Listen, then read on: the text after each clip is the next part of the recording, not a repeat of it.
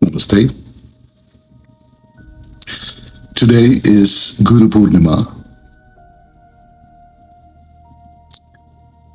the full moon dedicated to the Guru, dedicated to the teacher, the one who leads you from darkness into light. In the Vedic tradition, this is one of the most sacred days of the year. A day to honor every teacher who has ever pointed you toward something true. Maybe it was a teacher in a classroom. Maybe it was a parent, a friend, or even a stranger you met once and taught you something. Maybe it's a book that changed your life. If someone in your life ever said something that changed the direction of your thinking, today is the day to acknowledge that. So before we start this video, let's say this together, a prayer to our Gurus. Om Guru Brahma, Guru Vishnu, Guru Devo Maheshwara, Guru Sakshat Para Brahma, Tasmai Sri Guruve Namaha.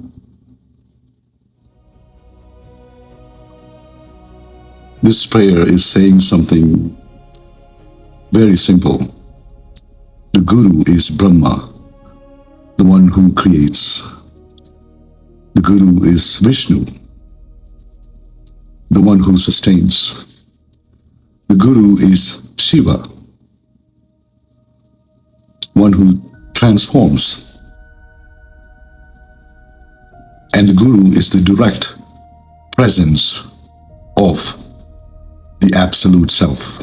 And I bow to that Guru today. To every teacher I've had in my life, and to the ones I never met in person, but who still shaped me. Now, if you stay with me to the end of this video, you're going to learn something I don't think enough people are taught.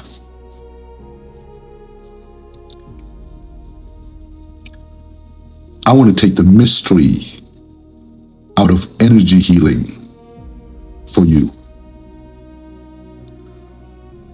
We're going to walk through Ayurveda and Siddha science, two of the oldest healing traditions on earth.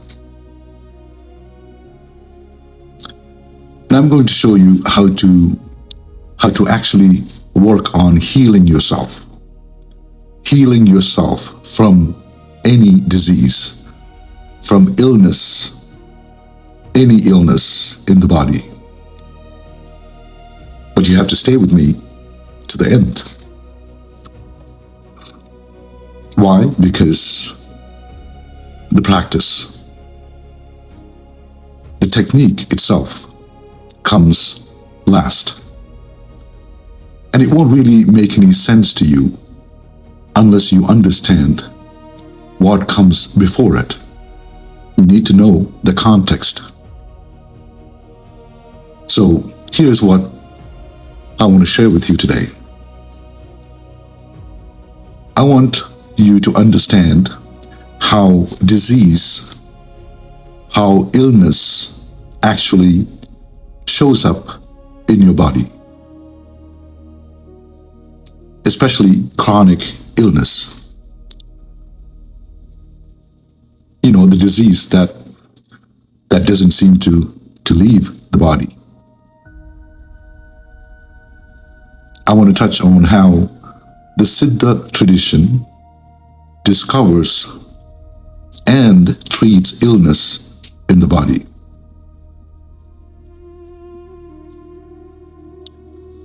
I want you to understand how your karmic body and your energetic body play a part in creating disease in your physical body. And then how to use energetic healing techniques to heal yourself. But like I mentioned, you have to stay with me till the end. Please listen to this now. As we get older, I think one of the scariest things is that we are going to enter a system, a modern medical system, a modern hospital system.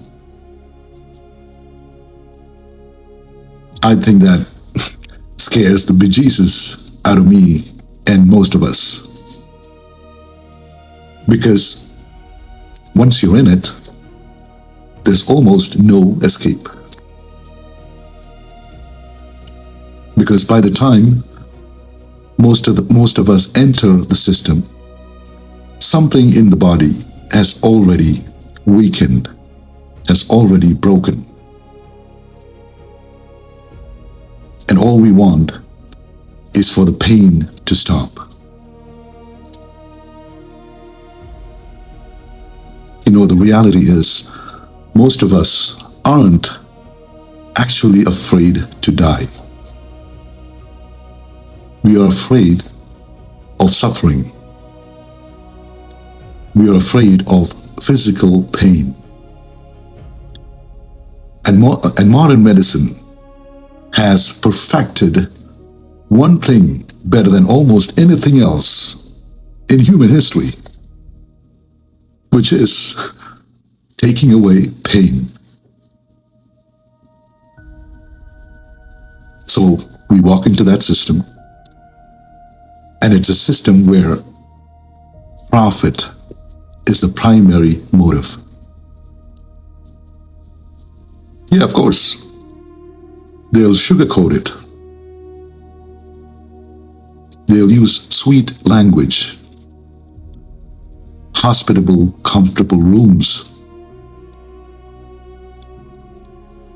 kind and caring voices.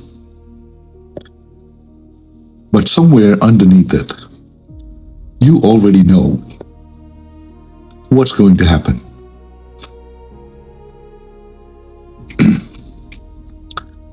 Modern medicine treats the physical body almost like a piece of machinery,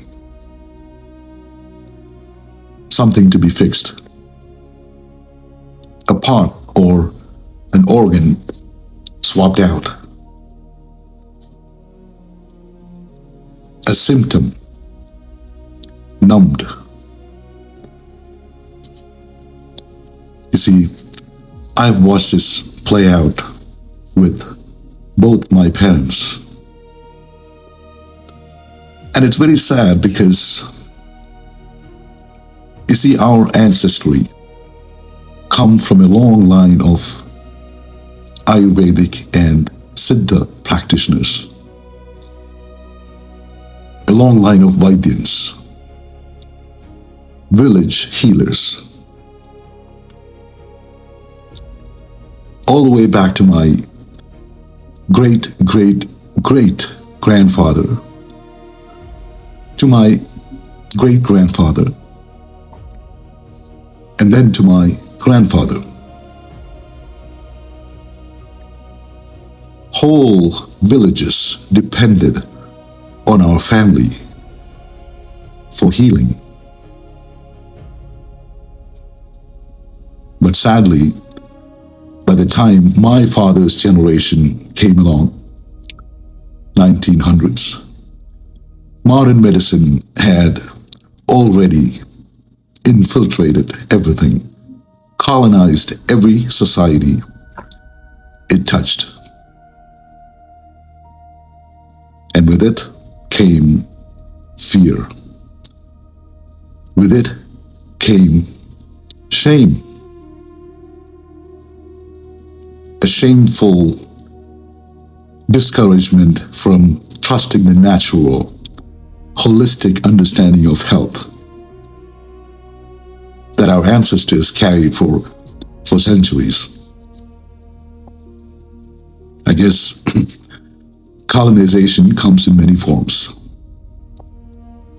Now I know modern medicine has its place.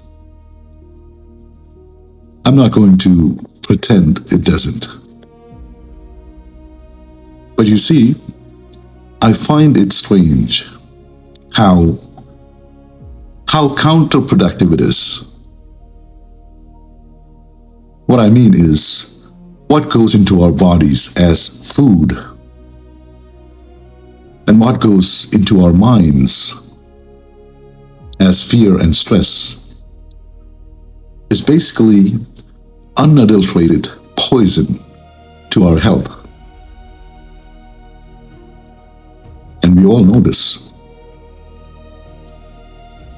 And yet the system is built in a way where most of us don't really have a choice in the matter.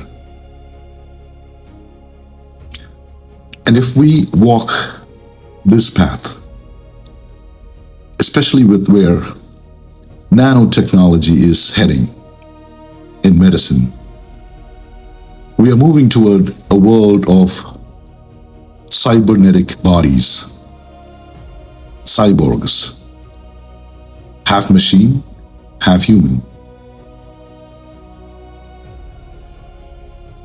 And if you really think about that image for a second, one thing becomes obvious.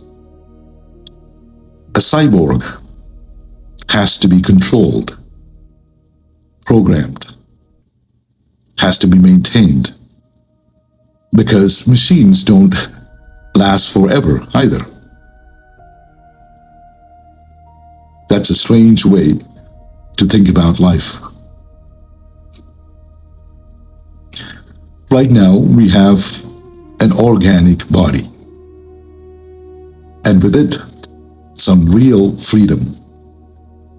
But a cyborg body and nanotechnology inside it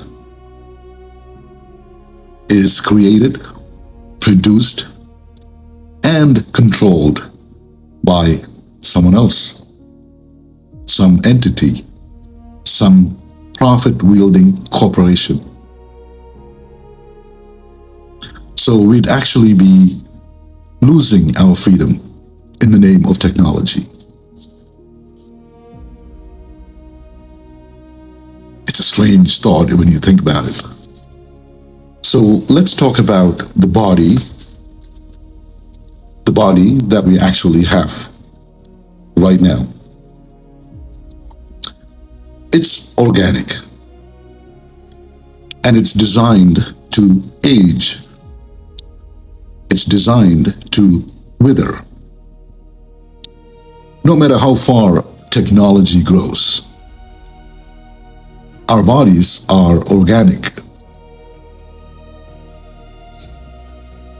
Organic means it's made of living matter, carbon-based, compounds borrowed from this planet. And this planet will claim it back, no matter what we do. And what gives this body life is prana, life force. Prana enters the form, and from a small body, it grows into a bigger one. We consume what the planet provides for it to grow, for it to rejuvenate, to keep going. But even with all of that, even with everything modern science knows, we can't deny there's more than one layer to this thing that we call a body. There's something animating it, something coordinating the body and mind together. So even in a completely logical way of looking at this, we already have at least 3 bodies. The physical body, the pranic or the energetic body, and a body made of mind and memory, what we call the karmic body. In Vedic wisdom, there's actually more layers than that. There's also something called the bliss body. The bliss body. But in modern culture, who needs a bliss body, right? Who needs bliss when we have a pleasure-seeking mind and body? When you've got Netflix and 100 other things to keep you distracted. In Ayurveda and Siddha healing traditions, the science of body, mind, and spirit plays a massive part in whether we experience disease or wellness. The Siddha science looks at human existence as one unified matrix. The physical, the energetic, and the karmic, deeply intertwined instruments necessary for our spiritual evolution. This tradition, the Ayurveda and Siddha tradition, it sees the microcosm of the body as a direct reflection of the macrocosm of the universe. Let's start with the physical body.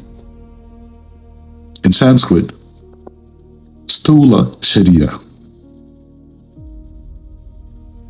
It's formed by 5 elements: earth, water, fire, air, and space. What the tradition calls Panchabhuta. These elements show up structurally as our bones, as our tissue, our blood, our breath, and the cavities inside us. This body is governed by 3 biological forces. In the Siddha tradition called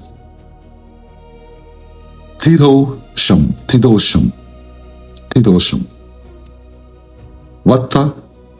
Vata, which is the movement and air. Pitta, which is our metabolism and fire. And Kapha, which is structure and water. And this physical body isn't seen as a flaw or a burden. It's seen as a temple, a tool, an Aadhar,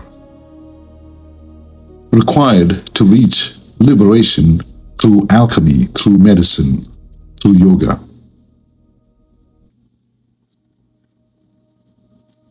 The physical body. Then there's the energetic body, Sukshma Sharira.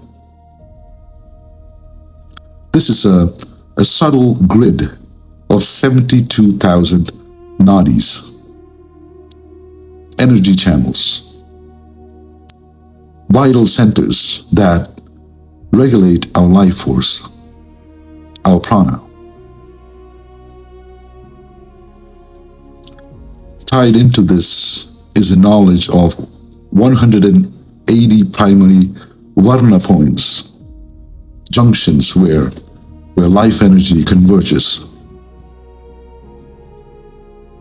where the physical and the subtle overlap.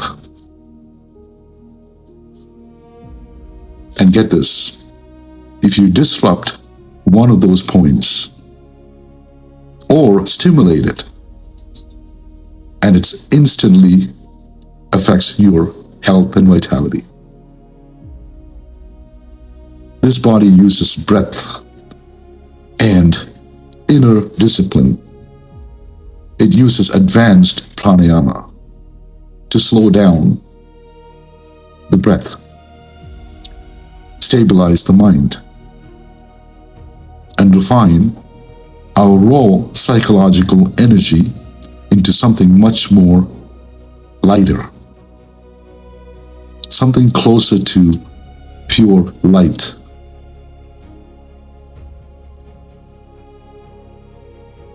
And then there's a karmic body, karana sharira, the causal body.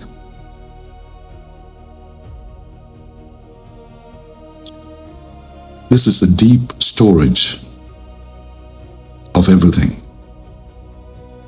Every past action, every impressions are called samskaras. Every evolutionary blueprint we are carrying from this life and from lives before this one. You could say that it's the root template. It shapes the configuration of both the energetic and the physical body. And it migrates with us, life after life, until we reach full realization. It only dissolves through self-inquiry,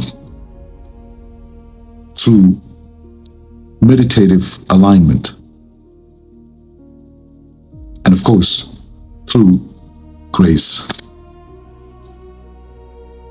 Burning off the karmic seeds that we have accumulated. Now, Ayurveda approaches this slightly differently, but from the same root. Same root. 5 elements: space, air, fire, water, and earth. And these form 3 vital life forces. In Ayurveda, we call it 3 doshas. Vata, made of space and air. Cold, light, dry, mobile. Vata governs our breathing, movement, and nervous system. If you have a Vata body, you're usually slim, you're usually fast moving, and you're usually creative. The second one is Pitta, made of fire and water. Hot, sharp, oily, and it governs our digestion,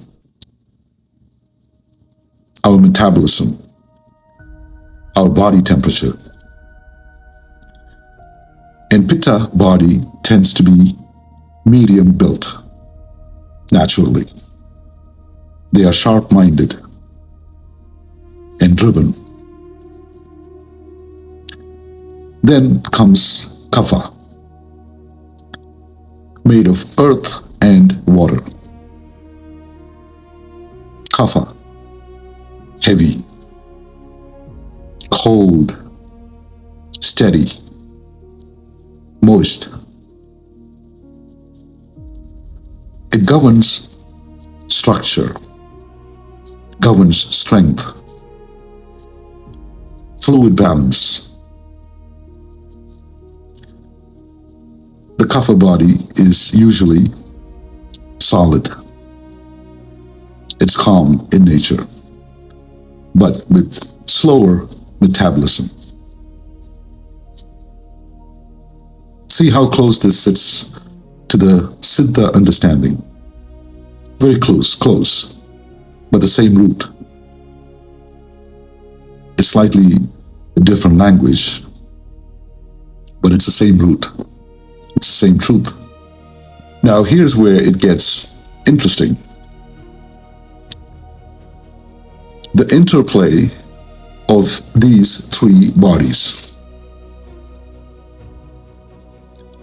And if you understand this, you actually have real power.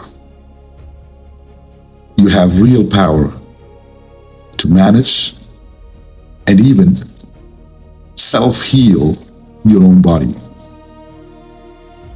So, three bodies: the physical body, the energetic body, and the karmic body. Now, disease shows up in the physical body only after it's already played out in the other two bodies.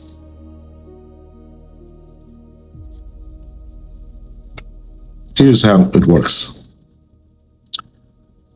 You see, the karmic body carries all the memories we hold, all the memories from early childhood and from several past lives as human beings.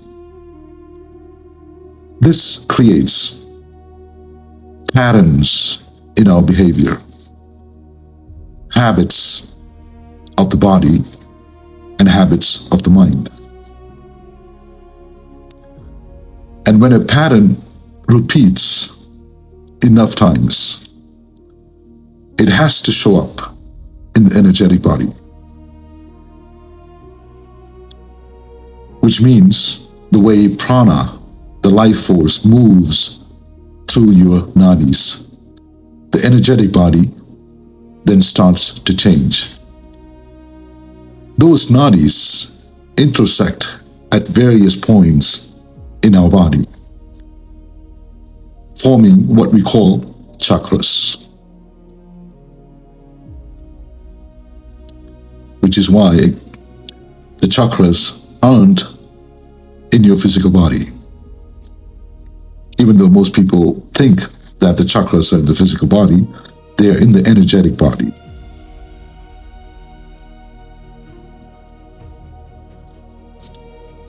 And the last step, the final step in disease manifesting in the physical body is when there's a block, a confusion in how prana is passing through the nadis. That creates a sluggish energy in that specific part of the body. Wherever your organs sit in that region, and that block slowly weakens the cells in that organ. And over time, that becomes disease. Dis-ease in the physical body. Now, in Ayurveda and Siddha science, there isn't really such a thing as chronic disease. There's only disease that stays around because the block has become stubborn. And because we have accepted it, believed in it, given it permanence.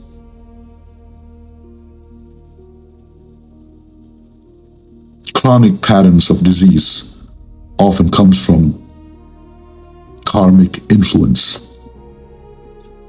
Karmic influence. And that's exactly why our rishis developed the science of light, Jyotish, Vedic astrology, to understand our karmic patterns. Now, do you see how all of these sciences are interrelated? None of them stand alone. So now, how do we actually self-heal? To understand this, there's one thing that you need to know first. In Vedic science, the human body is designed to last 120 years. This is why in Vedic astrology, when we calculate the Mahadasha period, the planetary cycle of your life, we always calculate them up to the age of 120 years. If we are aware of how we are living and aware of the yuga that we are living in, the age that we are living in, our bodies should be able to reach that age, 120 years, until the pranic force naturally weakens and withdraws. And if you carry your body to 120 years, you are guaranteed to experience moksha, guaranteed liberation, guaranteed union with Paramatma, universal consciousness, never to be reborn on this planet again. That's our goal and purpose in this life, and our goal and purpose in this journey. So let's talk about self-healing practices, how this actually works. The first principle is this: we unblock the movement of prana in our nadis by bringing cosmic light into those areas, using our will. Our will is far more powerful than we give credit for. You see, anything you will with honesty and with a strong sankalpa, a clear intention, it will happen in your reality. There are many practices for this. Practices using light, sound, breath, and intention together. So, I want to walk you through one of these practices right now. Takes about 10 minutes, and you can do this every single day. Find a quiet place and sit comfortably, spine tall but relaxed. Gently close your eyes. We will move through 5 phases together.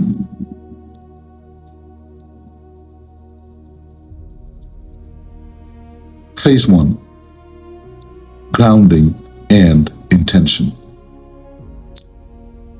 For about 2 minutes.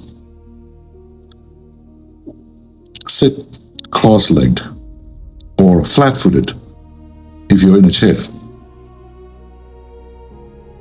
Drop your shoulders and soften your jaw. Now, form your sankalpa, your intention. Say this to yourself in present tense, like it's already true.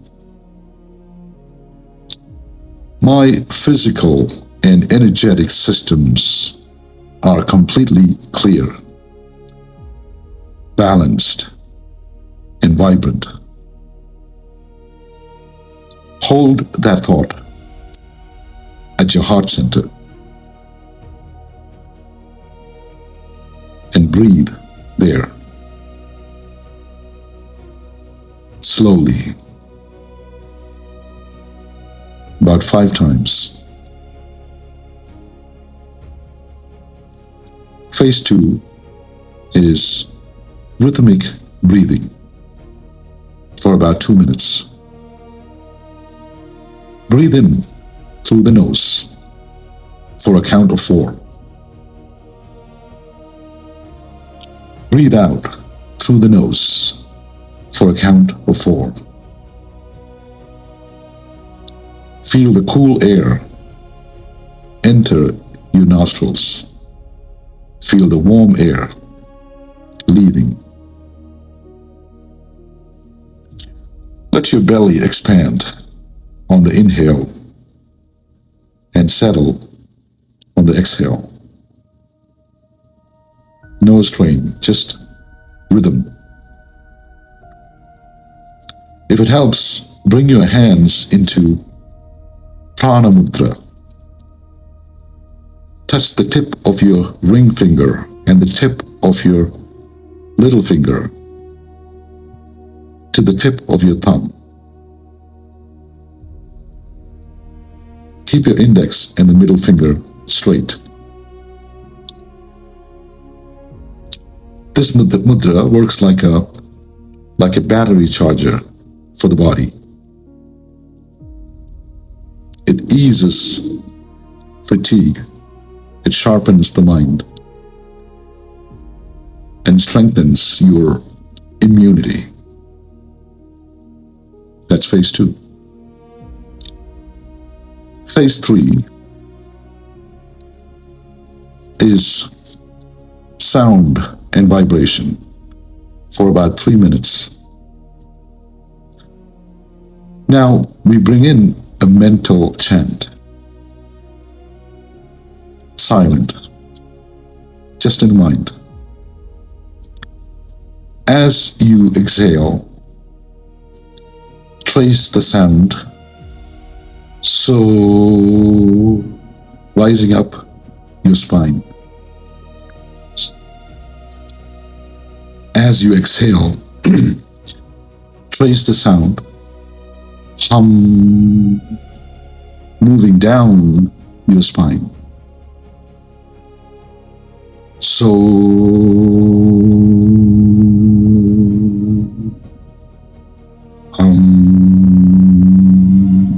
up and down the spine. So hum means I am that. Feel the subtle vibration of that sound settling in your nervous system. You can shift your mudra here to apana mudra. Touch the tip of your middle finger and the tip of your ring finger to the tip of your thumb. Keep the index and the little finger straight. This one governs elimination and grounding. It helps clear toxins and it eases emotional blocks and stagnations. That's phase 3. Phase 4 is light visualization for about 2 minutes. Bring your attention now to the space between your eyebrows, your Ajna chakra, your third eye. Now picture a steady flame in that area, gold and white, pure light. This is your inner Jyoti. With every inhale, let that flame grow brighter. And with every exhale, direct that light downward into your organs, into your cells, into that place in your body that's been holding discomfort or disease. Let the light move through you like it already knows where to go. That's phase 4. Phase 5 is stillness, the final minute. Now, let go of the technique. Let go of the visualization. Let go of the chant and just sit. Sit in the spaciousness that's left behind. When you're ready, rub your palm together. Place them directly and gently over your eyes, your closed eyes. Slowly. Open your eyes slowly with a soft smile. That's it. 10 minutes. Just 10 minutes. You can do this every morning or every night or both. You see, the body listens. It always listens. Now, before I let you go, I want to leave you with one important thing. Doubting your journey.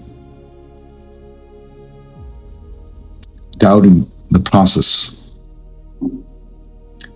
You see, doubt is the killer of every miracle. Not disbelief. Disbelief is something you refuse to believe in, and you don't deserve it. But doubt is a state of uncertainty or questioning, where you're unable to decide what is true. Unable to decide.